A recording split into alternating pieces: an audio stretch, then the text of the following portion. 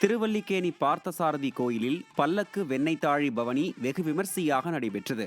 சென்னை திருவல்லிக்கேணி பார்த்தசாரதி திருக்கோயிலில் பிரம்மோற்சவ விழா கடந்த 23ஆம் தேதி கொடியேற்றத்துடன் வெகு விமர்சையாக தொடங்கியது.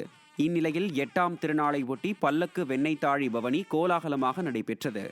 கிருஷ்ணர் வெண்ணெய்த்தாழியை கையில் வைத்துக்கொண்டு கோயிலை சுற்றியுள்ள 4 மாட வீதிகளிலும் பல்லக்கில் பவனி வந்த இந்நிகழ்வில் ஏராளமான பக்தர்கள் வெண்ணெயுடன் வந்து சாமி தரிசனம் செய்தனர். శ్రీ శ్రీనివాస గోవింద శ్రీ వెంకటేశ గోవింద తిరుమలై వాస గోవింద తిరువరుణేశ గోవింద గోవింద భజ గోవింద హరి హరి హరి హరి గోవింద విఠల విఠల గోవింద వెంకటరమణ గోవింద. தஞ்சை மாவட்டத்தில் பெரிய கோவிலை காணவும் சுவாமி தரிசனம் செய்யவும் ஆயிரக்கணக்கான பக்தர்கள் குவிந்து வருகின்றனர். உலக புகழ்பெற்ற தஞ்சை பெரிய கோவிலை காண தமிழகம் மட்டுமின்றி வெளிநாடுகளில் இருந்தும் சுற்றுலா பயணிகள் வந்து செல்கின்றனர். இந்த நிலையில் தொடர் விடுமுறையொட்டி தஞ்சை பெரிய கோவில் அழகை காணவும் பெருவுடையாரை தரிசனம் செய்யவும் ஆயிரக்கணக்கான பக்தர்கள் வருகை தந்தனர்.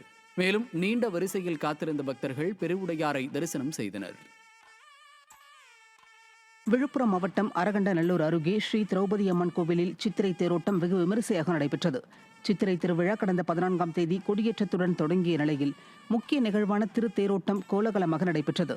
10 டன் எடை கொண்ட 31 அடி தேரினை பக்தர்கள் வடம் பிடித்து இழுத்தனர். இந்த திருவிழாவில் பல்லாயிரக்கணக்கான பக்தர்கள் கலந்து கொண்டு சுவாமி தரிசனம் செய்தனர்.